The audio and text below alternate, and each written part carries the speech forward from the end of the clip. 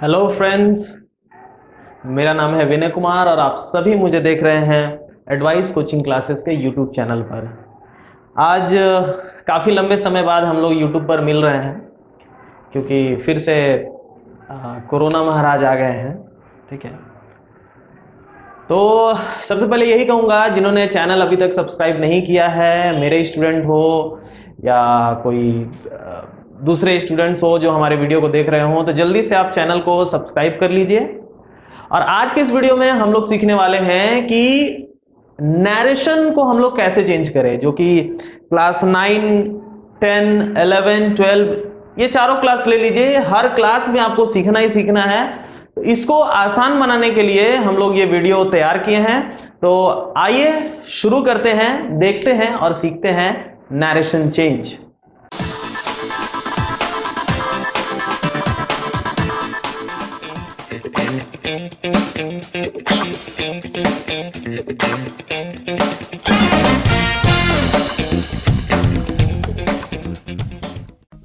तो बच्चों, अगर आप पूरा सीखना चाहते हैं, अच्छी तरह से सीखना चाहते हैं, तो आधा अधूरा काम नहीं करना है। आप वीडियो को एंड तक पूरा देखिएगा, तभी आप अच्छी तरह से इस चीज को सीख पाएंगे।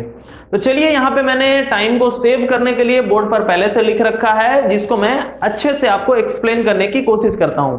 चलिए देखिए, तो नैरेशन का मतलब क्या हुआ? किसी की कही हुई बात, माने सपोज करिए कि कोई कभी भी प्रेजेंट में, पास्ट में या फ्यूचर में कुछ भी कहता है, तो अगर उसकी कही हुई बात है तो वो हुआ नैरेशन। जैसे वार्तालाप करते हैं हम लोग, जो किसी का डायलॉग हो गया मान लीजिए, तो अगर किसी का कोई डायलॉग है तो वो नैरेशन हो गया, उसको स्पीच कहते हैं।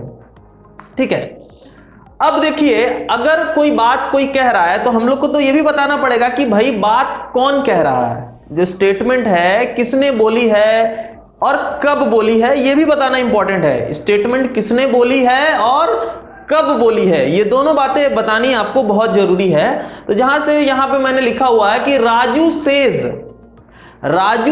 राजू कहता है आई एम हैप्पी। अब देखिए, राजू ने ना बोला आई एम हैप्पी, सेंटेंस को कौन लिख रहा है? मैं लिख रहा हूं। अगर आप लिखोगे तो आप लिखने वाले हो गए। ठीक है, तो Raju says I am happy, Raju कहता है कि मैं खुश हूं। तो ये देखिए, राजू के मुंह से कही गई बात है, उसके द्वारा बोली गई बात है। अगर राजू ने ये बात बोली गई है तो इसको हम लोग देखिए, इसको कहते हैं डबल इन्वर्टेड कॉमा। तो किसी का कोई डायलॉग रहता है, किसी की कही हुई बात को अगर एज इट इज आप लिखते हैं, चाहे वो कभी भी बोला गया हो, प्रेजेंट में, पास्ट में, फ्यूचर में, कभी भी बोला गया हो, अगर आप एज इट इज लिखते हैं तो उसको आपको इन्वर्टेड कॉमा में रखना पड़ता है।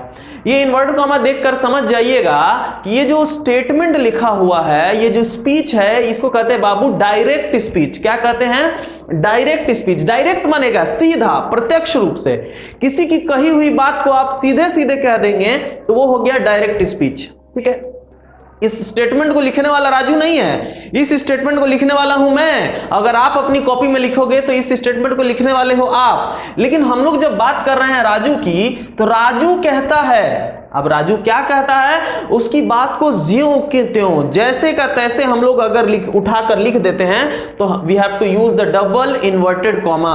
हमें डबल इन्वर्टेड कॉमा का इस्तेमाल करना पड़ेगा। ठीक है, इसलिए हम इसे कहेंगे डायरेक्ट स्पीच, क्योंकि उसकी कही हुई बात को ज्यों के त्यों। अब देखिए, दो बातें इसमें जाननी जरूरी होती है। ये जो पहला वाला हिस्सा है बाबू, कि राजू सेज, ये हमें क्या बताता है, ये क्यों इतना इंपॉर्टेंट है? ये हमें क्या बताता है? ये हमें बताता है कि जो बात कही गई है, जो स्टेटमेंट कहा गया है, वो प्रेजेंट में कहा गया है, पास्ट में कहा गया है या फ्यूचर में कहा जाएगा।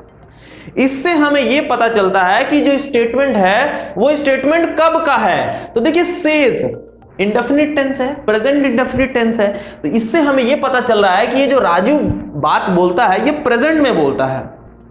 तो इसको कहते हैं बाबू रिपोर्टिंग वर्ब। ये जानना बहुत जरूरी है। तो ये जो फर्स्ट वाला पार्ट होता है, जो कि इन्वर्टेड कॉमा से बाहर है, this is called reporting verb. क्या कहते हैं? Reporting verb. और जो उसकी कही हुई बात है, उसका कहा हुआ जो स्टेटमेंट है, उसको अगर ज्यों का त्यों हम लोग लिखे हैं, जैसे का तैसे एकदम उठा के लिख दिए हैं, इन्वर्टेड कॉमा के अंदर में लिखे हुए हैं, डबल इन्वर्टेड कॉमा, तो उसको हम लोग कहते हैं reported speech. Reporting verb, reported speech, ये दो हिस्से जान के रखना होगा। रिपोर्टिंग वर्ब और रिपोर्टेड स्पीच। अब एज इट इज बोले हो तो इसको कह रहे हो डायरेक्ट स्पीच, ठीक है। अब राजू सेज दैट, यहां पे देखिए मैं इन्वर्ट कॉमा वगैरह सब कॉमा इन्वर्ट कॉमा सब हटा के लिखा हूं, बट बात वही है। इसको मैं बता रहा हूं कि Raju says that he is happy. He is happy, Raju तो बोला था आई एम हैप्पी, बोला ही इज हैप्पी कैसे? अरे भाई राजू ना खुश है, मैंने क्या बोला, इस स्टेटमेंट को कौन लिख रहा है? इस स्टेटमेंट को मैं लिख रहा हूं, और अगर मैं यहां पे आई लिख दूंगा तो मैं थोड़ी ना खुश हूं, राजू ना खुश है। आई एम हैप्पी कौन बोला है? राजू बोला है, तो राजू खुश है। तो राजू सेज दैट, यहां पे लिख दीजिएगा आप आई एम हैप्पी, तो सारा अर्थ जो है अनर्थ हो जाएगा, गड़बड़ हो जाएगा। इस स्टेटमेंट को कौन बोल रहा है? जो लिख रहा है वही बोल रहा है, जो लिख रहा है वो बता रहा है ना भाई, इसीलिए हम लोग इसको कह रहे हैं इनडायरेक्ट स्पीच। आप डायरेक्टली राजू की बात को नहीं बोल रहे हो, ये डायरेक्ट राजू का बात बता दे रहे थे कि राजू अपना मुंह से यही बात बोला या लिख के बताया, जैसे भी बताया। राजू की बात जब एज इट इज आप बताए थे तो वो था डायरेक्ट स्पीच। अब क्या है कि Raju says that he is happy, Raju कहता है वह खुश है, ऐसे ना बताएंगे, राजू कहता है वह खुश है। Raju says that he is happy, this is बेटा इनडायरेक्ट स्पीच। इनडायरेक्ट क्यों इनडायरेक्ट? भाई राजू की बात को मैं इनडायरेक्टली ना आप लोगों के साथ बता रहा हूं। राजू कहता है मैं खुश हूं, अगर मैं खुश हूं तो भैया डबल इन्वर्ट कॉमा इस्तेमाल करना पड़ेगा, लेकिन जब हम डबल इन्वर्ट कॉमा इस्तेमाल नहीं कर रहे हैं, उसकी बात को हम अपने अंदाज में बयां कर रहे हैं। जब अपने अंदाज में आप बयां करेंगे, व्यक्त करेंगे, तो वो होगा बाबू इनडायरेक्ट स्पीच। उसको क्या कहेंगे? Indirect speech. Why it is indirect? ये इनडायरेक्ट क्यों है? ये इनडायरेक्ट इसलिए है क्योंकि राजू ने जो स्टेटमेंट बोला था हम उसको एज इट इज पेश नहीं कर रहे हैं। राजू ने जो स्टेटमेंट बोला था मैं उसको अपने अंदाज में पेश कर रहा हूं। राजू कहता है वह खुश है। राजू देखिए ना मैं हूं ना आप है, माने मेरे और आपके बीच में से राजू दोनों ही नहीं है। तो राजू कौन है भैया? राजू है थर्ड पर्सन। मैं हूं बताने वाला, आप हो सुनने वाला। मैं बताने वाला फर्स्ट पर्सन, आप सुनने वाले सेकंड पर्सन। बात हम लोग राजू का कर रहे हैं, तो राजू हो गया थर्ड पर्सन। समझे? समझ ही गए होंगे। तो Raju says that he is happy, बेटा ये हो गया इनडायरेक्ट स्पीच। उसी बात को हम लोग बोल रहे हैं, लेकिन यहां पे देखिए कोई कॉमा डबल इन्वर्ट कॉमा का इस्तेमाल नहीं है। डबल इन्वर्ट कॉमा इसलिए नहीं इस्तेमाल कर रहे हैं क्योंकि हम लोग राजू की बात को इनडायरेक्टली बता रहे हैं, इसीलिए इसका नाम है इनडायरेक्ट स्पीच। तो बाबू डायरेक्ट से इनडायरेक्ट बदलना और इनडायरेक्ट से डायरेक्ट बदलना, इसी को कहते हैं हम लोग नरेशन चेंज। इसी को क्या कहते हैं? नरेशन चेंज या चेंज ऑफ नरेशन। ठीक है, यही हम लोग को सीखना है कि भैया कब कैसे बदलेंगे। यहाँ आई को ही कर दिए, कहीं आई यू हो जाएगा, कहीं आई कुछ और हो जाएगा। ये देखना पड़ेगा, ये समझना पड़ेगा। हमेशा ध्यान में रखिए कि इनडायरेक्ट स्पीच बताने वाला कौन है? जो उस बात को लिख रहा है। जो इनडायरेक्ट स्पीच को लिख रहा है वही बताएगा, और वो अपने नजरिए से सोचेगा कि आई को क्या बोलना है, यू को क्या बोलना है, ही को क्या बोलना है। ही तो खैर सबके लिए ही होता है, सिर्फ फर्स्ट पर्सन और सेकंड पर्सन में ध्यान रखने का जरूरत होता है, यानी कि आई वी और यू में ध्यान रखने की जरूरत है। ही पहले से है तो ही तो हमेशा भैया ही है, थर्ड पर्सन ही है, वो थर्ड पर्सन में ही छोड़ दीजिए। ही शी दे, कौन कौन है बाबू third person? He she they. ठीक है, थर्ड पर्सन होता है। आई वी फर्स्ट पर्सन, मैं और हम फर्स्ट पर्सन।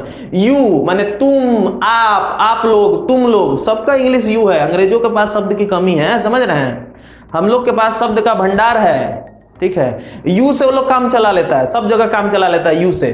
तो खैर देखिए, तो सिंगुलर के लिए भी यू, प्लूरल के लिए भी यू, सब यू इस्तेमाल करता है। हम लोग के पास बहुत सारा वैरायटी है वर्ड का। तुम है, तुम लोग है, आप लोग है, ये सब है, लेकिन उन लोग के पास नहीं है। खैर चलिए इस विदेशी भाषा को थोड़ा सा सीखते हैं ध्यान से। कि Raju says that he is happy, आप डायरेक्ट इनडायरेक्ट समझ गए, कब डायरेक्ट है कब इनडायरेक्ट है। अब इसको बदलने का जो प्रोसेस है ये हमें सीखना है रूल 1 से। रूल 1 ऐसे ही करके मैं 5-6 रूल बताऊंगा। आज के इस वीडियो में मैं 2 या 3 रूल आप लोग को समझा दूंगा। तो पहला रूल कहता है कि यदि रिपोर्टिंग वर्ब, मातृभाषा में मैं लिखा हूं ताकि आप बेटर तरीके से समझ पाए, वैसे लिखने का पूरा इंग्लिश में भी लिखा जा सकता है, कोई दिक्कत नहीं है। ठीक है, तो यदि रिपोर्टिंग वर्ब, आपको बेटर समझाने के लिए मैं प्रयास किया हूं, यदि रिपोर्टिंग वर्ब प्रेजेंट या फ्यूचर टेंस में, रिपोर्टिंग वर्ब बता दिया पहले, इसको रिपोर्टिंग वर्ब कहते हैं, पहला वाला पोर्शन। ये हालांकि पीछे भी रह सकता है, लेकिन ध्यान रखिएगा इन्वर्टेड कॉमा से बाहर वाला पोर्शन, ठीक है, जिसमें सेज, सेड, टेल ये सब लगा हो, वो तो ध्यान देना है। यदि रिपोर्टिंग वर्ब प्रेजेंट या फ्यूचर टेंस में हो तो रिपोर्टेड स्पीच का टेंस नहीं बदलते हैं। टेंस आप लोग को बेसिक आइडिया होना चाहिए। टेंस का आइडिया नहीं रहेगा तो ये ज्यादा पढ़ के फायदा होने वाला नहीं है। टेंस को समझ लेना होगा पहले से, टेंस नहीं समझेंगे गड़बड़ हो जाएगा। तो टेंस का ट्रांसलेशन कुछ वीडियो है, आप चैनल में देख सकते हैं या डिस्क्रिप्शन में मैं उसका लिंक डाल दूंगा, वो देखिएगा टेंस का वीडियो, ठीक है। टेंस ध्यान रखिएगा, यानी कहने का मतलब है बाबू कि अगर रिपोर्टिंग वर्ब प्रेजेंट में रह रहा है, फ्यूचर में रहा है, पास्ट को किनारे रख दीजिए, पास्ट के बारे में आपको नहीं सोचना है। अगर प्रेजेंट में रह रहा है, फ्यूचर में रह रहा है, तो क्या करेंगे बाबू, जो रिपोर्टेड स्पीच है उसका टेंस नहीं बदलेंगे। देखिए यहां पे मैं बदला हूं, देखिए ये प्रेजेंट में है ना, सेज प्रेजेंट में है तो मैं टेंस नहीं बदला। आई एम हैप्पी प्रेजेंट में है, ही इज हैप्पी भी प्रेजेंट में ही है, तो आपको टेंस नहीं बदलना है। कहने का मतलब है पास्ट में है तो पास्ट में ही लिख दीजिए रिपोर्टेड स्पीच, अगर पास्ट में है तो पास्ट में ही लिख दीजिए, प्रेजेंट में है तो प्रेजेंट में ही लिख दीजिए, फ्यूचर में है तो फ्यूचर में ही लिख दीजिए। यानी इन्वर्टेड कॉमा के अंदर जो वाला हिस्सा है उसको टेंस को आपको नहीं बदलना है। बाद बाकी सब्जेक्ट ऑब्जेक्ट बदल सकता है, लेकिन आप जो है टेंस को नहीं बदलोगे। समझ गए कि अगर रिपोर्टिंग वर्ब प्रेजेंट, बात को ध्यान दीजिएगा, प्रेजेंट या फ्यूचर में हो, पास्ट किनारे रख देना है, प्रेजेंट या फ्यूचर टेंस में हो तो रिपोर्टेड स्पीच का टेंस नहीं बदलते हैं। You don't need to change the tense of the reported speech, आपको चेंज करने की कोई जरूरत नहीं है। दूसरा बात क्या है भैया, रिपोर्टिंग वर्ब और रिपोर्टेड स्पीच को दैट से जोड़ते हैं, ये तो यूनिवर्सल है, ये सब में ही लगेगा।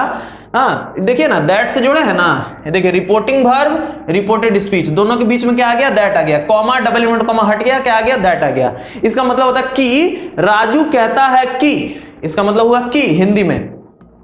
तो रिपोर्टिंग वर्ब और रिपोर्टेड स्पीच को दैट से जोड़ते हैं, ये ध्यान में रखना है। और क्या है, मान लीजिए कि सेज था तो हम सेज छोड़ दिए।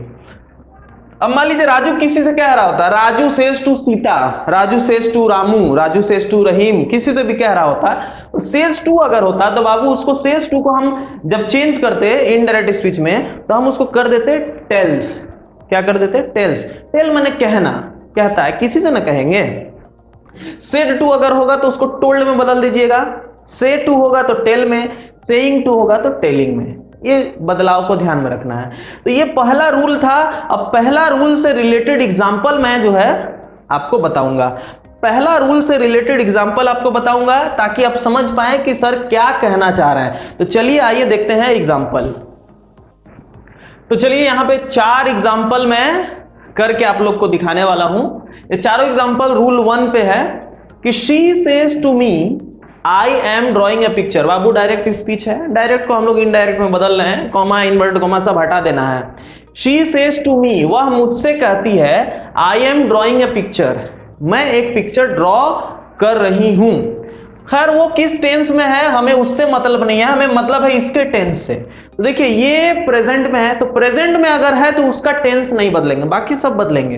ध्यान दीजिएगा बाबू कि शी सेज टू को अभी बताया था, क्या बदल देंगे, टेल्स।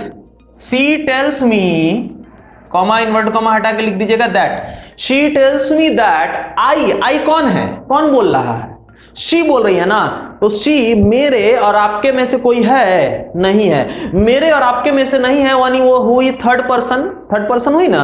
यानी कि हम लोग आई कौन है, आई शी है। तो मैं और तुम अगर मिलकर बात कर रहे हैं कि उसके बारे में, तो हम लोग उसको क्या बोलेंगे, एज अ सब्जेक्ट हम उसको शी बोलेंगे। ठीक है बाबू, ये ध्यान में रखना है और ये ध्यान से करना है। She tells me that she, present continuous tense में बाबू टेंस का ध्यान रखना पड़ेगा, टेंस नहीं समझिएगा ये बाउंस हो जाएगा ऊपर से। शी टेल्स मी दैट, ये बना हुआ है प्रेजेंट कॉन्टिन्यूअस में, तो हमको प्रेजेंट कॉन्टिन्यूअस ही रखना है क्योंकि रूल ही कहता है कि टेंस नहीं बदलना है। तो she tells me that she is, she के साथ इज लगाते हैं, आई के साथ एम लगाता है। आई कौन था, आई शी थी ना। तो मैं और तुम मिलकर उसका बात करेंगे तो उसको शी ही ना बोलेंगे। तो she tells me that she is drawing a picture. वह एक तस्वीर बना रही है। चलिए वाला देखते हैं बाबू। राधा विल से, विल कौन सा टेंस हो गया? सही पकड़े हैं, फ्यूचर टेंस हो गया। फ्यूचर में भी तो रूल वही है ना कि इसका टेंस नहीं बदलना है। ये बना है I like you, present indefinite tense में, तो उसको प्रेजेंट इंडेफिनिट टेंस ही रखेंगे। लेकिन आई कौन है बाबू? आई है राधा। तो राधा को मैं और तुम क्या बोलेंगे एज अ सब्जेक्ट? राधा को हम लोग या तो राधा बोलेंगे या क्या बोलेंगे? शी बोलेंगे। थर्ड पर्सन है ना, तो राधा चूंकि सेंटेंस में एक बार आ जा रहा है तो फिर से नहीं यूज करेंगे। तो राधा विल से टू को कर देंगे tell. Radha will tell Shyam. इन दोनों में से हम और आप तो है नहीं, ये राधा और श्याम का बात हो रहा है, उन लोग को ही या शी बोलेंगे हम लोग। तो आई जो है वो राधा है और यू जो है वो श्याम है। यू कौन है? श्याम है। तो यू को हम लोग क्या बोलेंगे? श्याम को हम लोग क्या बोलेंगे? ही बोलेंगे ना, लड़का है, बॉय है, इसलिए ही। तो Radha will tell Shyam that, I है Radha, that she, present indefinite tense में शी के लिए वर्ब में ऐसे इस लगाना पड़ता है। शी लाइक्स यू, कौन? श्याम है। तो श्याम जो है, यू यहां पे ऑब्जेक्ट है, तो ही का ऑब्जेक्ट क्या हो जाता है? हिम। She likes him. देखिए, राधा विल टेल श्याम, राधा श्याम से कहेगी मैं तुम्हें पसंद करती हूं, वैसे बोली। तो राधा श्याम से कहेगी कि वह उसे पसंद करती है। ठीक है, तो ये जो यू लगा है ऑब्जेक्ट की जगह पे है, देखिए पसंद करती है, पसंद करती हूं, किसे? हुम। तो उससे जो आंसर निकल के आता है वो ऑब्जेक्ट कहलाता है। कौन? तो आई, वो सब्जेक्ट कहलाता है। तो आई राधा के लिए लगा है, तो राधा के लिए थर्ड पर्सन सब्जेक्ट हुआ ही।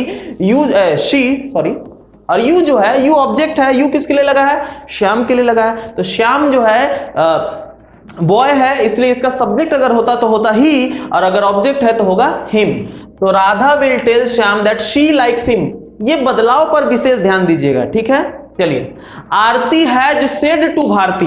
अब सेड देख के बहुत लोग को लगेगा कि पास्ट है, नहीं बाबू, हैज देख के समझिए कि प्रेजेंट परफेक्ट टेंस है।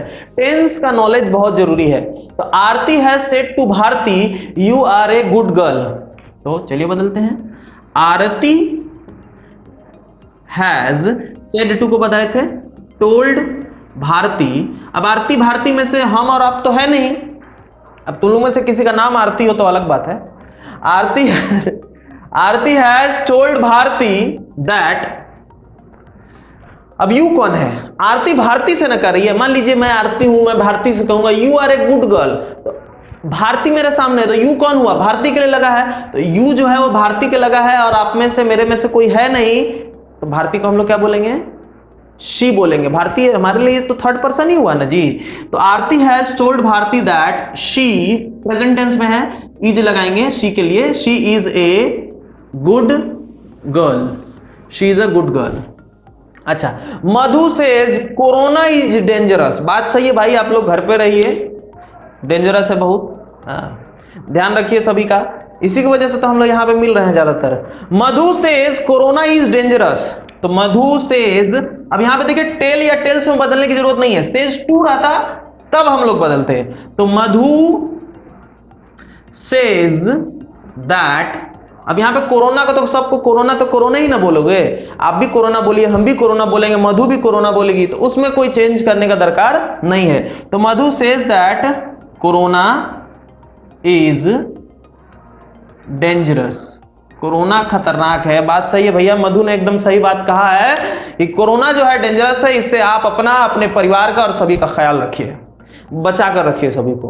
तो ये रहा हम लोग का पहला रूल और उसका एग्जाम्पल। आई होप मैं आपको कुछ ना कुछ जरूर सिखा पाया हूं। अगर नहीं सीखे हैं, दोबारा देखिए वीडियो को, दोबारा देखिए, एकदम बिगिनिंग से देखिए, जरूर आप सीखेंगे, और ऐसा मुझे आशा ही नहीं पूर्ण विश्वास है कि आप सीखेंगे।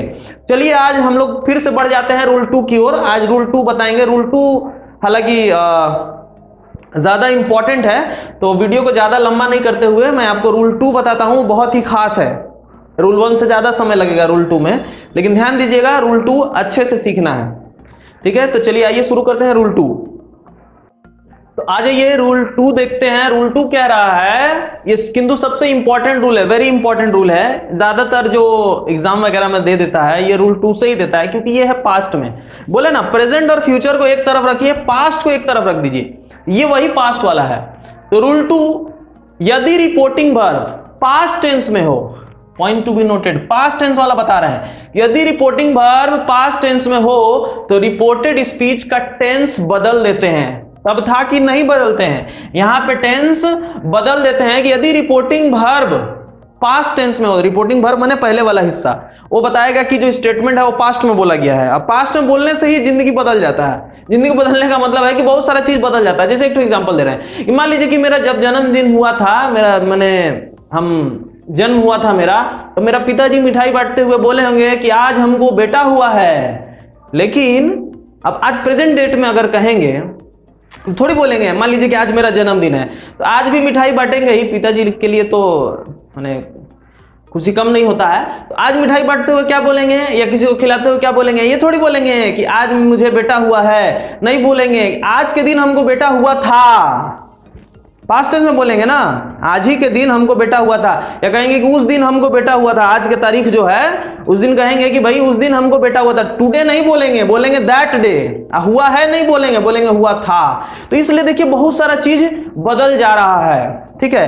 तो पास्ट में अगर कही हुई कोई बात है तो रिपोर्टिंग वर्ब बता देगा कि वो पास्ट में है, इसके लिए बहुत सारा चीज बदल जाएगा। तो जो बदलाव है उस पर विशेष ध्यान देना है। तो बदल देते हैं रिपोर्टेड स्पीच के टेंस के साथ साथ टाइम, प्लेस, डायरेक्शन, कोई एडजेक्टिव, कोई एडवर्ब, ये सब चीजें जो हैं वो बदल जाती हैं, इसमें भी चेंज किया जाता है। तो सबसे पहले मैं बताऊंगा कि टेंस में क्या क्या बदलाव होता है। इसको एकदम वीडियो पॉज करना है, शुरू से जो बताएं वीडियो पॉज करना है, एकदम खटाखट कॉपी में नोट कर देना है।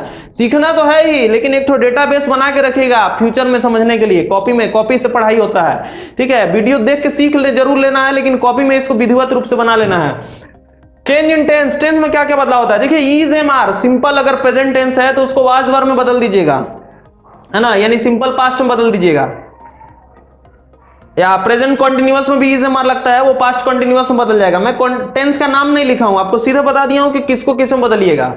वाज वर्ब मैंने सिंपल पास्ट में भी लग सकता है, जैसे आई वॉज ए हीरो, है ना, I was a student, I was a teacher. अब उसको क्या कर दीजिएगा हैड बीन में। या पास्ट कॉन्टिन्यूअस में भी लगता है वाज वर्ब, जैसे I was teaching, he was reading, we were playing, है ना। तो उसको भी आप किस में चेंज कर दोगे, एक्चुअली ये पास्ट परफेक्ट कॉन्टिन्यूअस है, ठीक है। Past continuous, past perfect continuous, ठीक है। तो वाज वर्ब को हम लोग हैड बीन में चेंज कर देते हैं। अब देखिए हैज हैव को हैड में चेंज कर देना है, यानी कि प्रेजेंट परफेक्ट को पास्ट परफेक्ट कर देना है।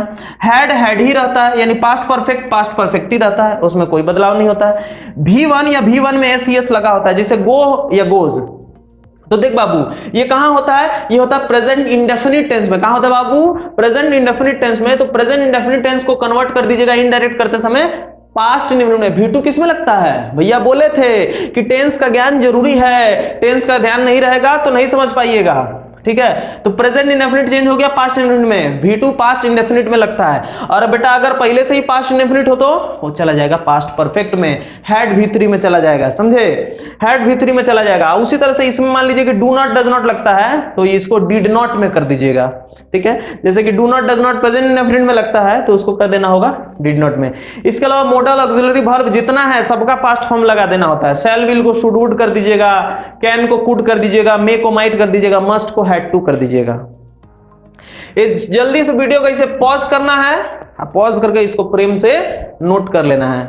अब देखिए ये मैं पहला बताया कि टेंस में क्या क्या बदलाव होता है। इस जो इतना सारा मंत्र जो चेंज हो जाता है, बहुत सारा चीज, टुडे को दैट डे, हियर का देयर, दीज का दोज, दिस का दैट, ये सब जानना होगा। अब बोलेंगे कि टुडे का दैट डे, आज ना उस दिन। भाई पास्ट में अगर कोई बोला है टुडे, जैसे हम पिताजी वाला आपको एग्जांपल दिए, तो दैट डे ना बोलेंगे, ठीक है। तो दैट डे, तो इस बात को ध्यान में रखना है, हाँ। और जो चेंजेस और होते हैं उसका भी मैं लिस्ट यहां पर बनाकर दे रहा हूं और फिर से बता रहा हूं। तो चलिए वो चेंजेस हम लोग देखते हैं। तो आइए देख लेते हैं कि यहां पे क्या क्या चेंज कर देना होता है। ये सब नोट करके एकदम ध्यान में रखने का जरूरत है। टुडे को कर देना है दैट डे, माने टुडे आज, दैट डे माने उस दिन। टुनाइट को दैट नाइट, टुमारो का द नेक्स्ट डे या द फॉलोइंग डे भी कर सकते हैं। यस्टरडे का द प्रीवियस डे या द डे बिफोर भी कर सकते हैं। लास्ट नाइट का द प्रीवियस नाइट या द नाइट बिफोर भी कर सकते हैं, ठीक है। उस तरह से last week the week before, the last month का the month before, next day का द फॉलोइंग डे, हाँ यहाँ की इसको भी कर सकते हैं द फॉलोइंग डे, ठीक है। अच्छा, नाउ का देन, एगो का बिफोर, हियर का देयर, दिस का दैट कर सकते हैं या ईट कर सकते हैं। जैसे दिस जो है प्रोनाउन की जगह अगर पे इस्तेमाल हो रहा है तो उसको ईट कर दीजिएगा। दीज का दोस कर सकते हैं, हेंस का देंस कर सकते हैं, दस का सो कर सकते हैं। ठीक है, ये जो है आपको बदलना पड़ता है। ठीक है, ये वाला ध्यान दीजिएगा, टुमारो, ये वाला अस्तित्वहीन है। जैसे कि नेक्स्ट डे को आप नेक्स्ट डे भी छोड़ दीजिएगा तो चलेगा। मान लीजिए पहले से ही नेक्स्ट डे है तो उसको द फॉलोइंग डे लिख देते हैं। अदरवाइज टुमारो को, इसका भी मतलब टुमारो ही होता है, माने अगला दिन। टुमारो माने कल, नेक्स्ट डे माने कल ही तो होता है। ठीक है, अगले दिन। तो इस बात को ध्यान में रखिएगा, द फॉलोइंग डे या टुमारो का द नेक्स्ट डे, यस्टरडे का द प्रीवियस डे, यही सब टुमारो, यस्टरडे है ना, यही सब ज्यादातर आता है। तो ये सब जो है कब चेंज करते हैं, जब रिपोर्टिंग वर्ब आपका पास्ट टेंस में हो। ये सारे बदलाव बोले ना कि सबसे इंपॉर्टेंट यही है, क्योंकि ये सारा चेंजेस जो है आपको ध्यान में रखना पड़ता है। ये सारा चेंज ध्यान में रखकर आपको चेंज करना पड़ता है। तो इसमें से कुछ ही होता है जो ज्यादातर रिपीट होते रहता है। तो आइए कुछ एग्जांपल हम लोग देख लेते हैं, जिससे आपका और क्लियर हो जाए कि करना कैसे है और कैसे करते हैं। ठीक है, चलिए एग्जाम्पल देख लेते हैं। चलिए बच्चों, रूल 2 का एग्जाम्पल देख लेते हैं फटाफट। हरी सेड टू मी, ये देखिए सब पास्ट टेंस में है, रिपोर्टिंग वर्ब सब पास्ट टेंस में है, जिससे ये हमें पता चलता है कि ये सब बदल देना है। ठीक है, Hari said to me I can not help you today. तो देखिएगा ध्यान से कि क्या बना रहे हैं, हरी सेड टू को टोल्ड में, टोल्ड मी इसमें मैं भी हूं, मेरे से बोल रहा है हरी। हरी टोल्ड मी दैट, आई कौन है, आई बोल कौन रहा है, हरी, हरी बोल रहा है। तो आई कौन हुआ, हरी हुआ। तो मेरे और आपके लिए हरी क्या हुआ, ही हुआ ना, उसका सब्जेक्ट। तो Hari told me that he, can को कर देना है कुड में, ही कुड नॉट हेल्प। किससे बोल रहा है, मेरे से बोल रहा है ना। यू कौन हुआ, हरी जिससे बोल रहा है वो कौन है, मैं हूं। तो यू कौन हुआ, मैं हुआ। तो मी, मैं अपने लिए क्या लगाऊंगा ऑब्जेक्ट, मी। तो Hari told me that he could not help me today. Today नहीं ना, आज नहीं ना हेल्प कर सकता, वो तब बोला था, पास्ट टेंस का बात है। तो टुडे को किसमें बदल देंगे, दैट डे में। तो Hari told me that he could not help me that day, उस दिन मेरी मदद नहीं कर सकता था। Sita said to Rita I want the book tonight. तो सीता सेड टू को कर दीजिए टोल्ड, टोल्ड रीता। तो सीता रीता ना मैं हूं ना आप हो, ये लोग थर्ड पर्सन ही है, यानी ही शी, मैंने दोनों लड़के हैं तो शी हर यही सब आएगा। तो Sita told Rita that, I कौन हुआ, सीता, तो उसको कहेंगे शी। अब देखिए प्रेजेंट इंडेफिनिट टेंस में V1 लगा हुआ, V1 जाएगा V2 में। She wanted the book tonight का हो गया दैट नाइट। अभी जो चेंजेस मैं आपको बताया उस सबको ध्यान में रखते हुए, you said to me I got your letter yesterday, ये इसमें भी मैं हूं, मेरे से बोल रहा है, और आप लिखेगा तो आपसे बोलेगा। You told me that, I कौन है, यू है ना, ये ध्यान दीजिएगा, यू। अब यू को हम क्या बोलेंगे, यू को तो यू ही बोलेंगे, यू मैं आपसे बात कर रहा हूं ना। You said to me, you said to me, second person. तो सेकंड पर्सन अगर आई बोल रहा है तो हम बताते समय भी उसको यू बोलेंगे। यू टोल्ड मी माने तुम ना मुझसे कहे कि तुम्हें वो लेटर जो है कल मिला है ना। तो you told me that you, अब गॉट ये V2 है, पास्ट इंडेफिनिट है, पास्ट इंडेफिनिट जाएगा पास्ट परफेक्ट में। तो you had got your letter, किसका लेटर, मेरा लेटर ना, मेरे से बोल रहा है ना। तो अगर वो बोलते समय बोला योर लेटर, यानी कि किसका लेटर, मेरा लेटर, क्योंकि स्टेटमेंट मेरे से बोला जा रहा है, यानी my letter, got my letter yesterday का हम लोग क्या बोले थे, द प्रीवियस डे। थोड़ा सा एडजस्ट कर लीजिएगा। अच्छा, I said to him I don't like tea. तो आई टोल्ड हिम, मैं ही बोल रहा हूं, इसको मैं ही लिख रहा हूं, तो मैं ही हुआ। आई टोल्ड हिम दैट, आई के लिए ही लगा है तो उसमें कोई चेंज नहीं होगा। यही ले बाबू, कोई फिक्स्ड रूल नहीं है कि कौन किस में बदलेगा। यू हैव टू अंडरस्टैंड, आपको समझना पड़ेगा कि वो किसके लिए लगाया गया है, जिसके लिए यूज किया गया है उसी हिसाब से आपको चेंज करना पड़ेगा। आई यहाँ पे आई के लिए लगाया गया है, यहाँ आई यू के लिए था, तुम्हारे लिए था, तो यू को मैं यू लिखा, और आई मेरे लिए ही है, तो मैं खुद को फर्स्ट पर्सन चेंज नहीं होता है अगर मेरे से ही कहा जाए, मैं ही बोल रहा हूं खुद को। तो I told him that I do not, किस में जाएगा, did not, I did not like tea। मैंने उससे कहा मैं चाय नहीं पसंद करता था। Ravi said to me you are busy। तो रवि told me, ये भी मेरे से ही बोल रहा है। Ravi told me that, busy कौन है, मैं बिजी हूं ना, इसको कहेंगे आई, इज एम आर किस में बदल रहा था, वॉज वर्ब में, तो आई के लिए वॉज लगेगा, आई वॉज बिजी, रवि ने मुझसे कहा मैं बिजी था।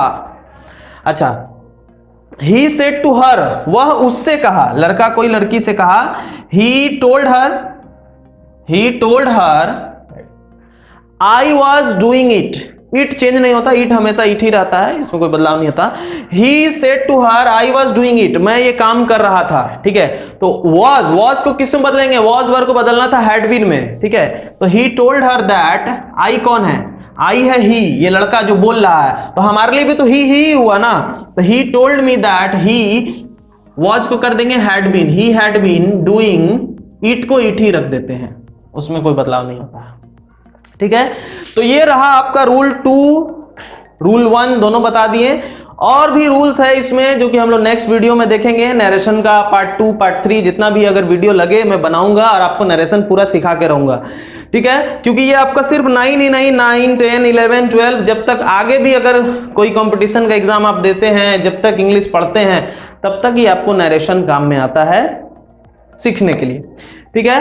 तो कोई स्टोरी आप पढ़ रहे हैं उसको समझने में काम आएगा, कुछ आप लिखना चाह रहे हैं उसमें काम आएगा। ऐसा नहीं है कि 1 मार्क का एग्जाम में देगा बोल के हम सीख रहे हैं, ऐसा नहीं है बाबू, ये सीखने से बहुत से फायदे हैं, ठीक है। तो मुझे उम्मीद है कि इस वीडियो के माध्यम से मैं आपको कुछ सिखा पाया हूं। अगर आप थोड़ा सा भी सीखें, इसका वैल्यू अगर आपको मिलता है तो इस वीडियो को शेयर कीजिए, अपने दोस्तों को भी पहुंचाइए ताकि वो भी जो है सीख सके, ठीक है। और अगर आपको ये वीडियो पसंद आया तो लाइक जरूर कीजिएगा, सब्सक्राइब तो शुरू में बोल दिए थे, कर लिए होंगे, ठीक है। तो लाइक कीजिए, और सबसे पहले लाइक करिए चाहे मत करिए, सब्सक्राइब करिए चाहे मत करिए, शेयर जरूर कीजिए, दूसरों तक पहुंचाइए ताकि दूसरे सीख सकें। सीखना सबसे इंपॉर्टेंट है और वही हमारा मकसद है। तब तक स्वस्थ रहें, सुरक्षित रहें, अपना और अपने माता पिता का ख्याल रखें। मिलते हैं नेक्स्ट वीडियो में। Thank you.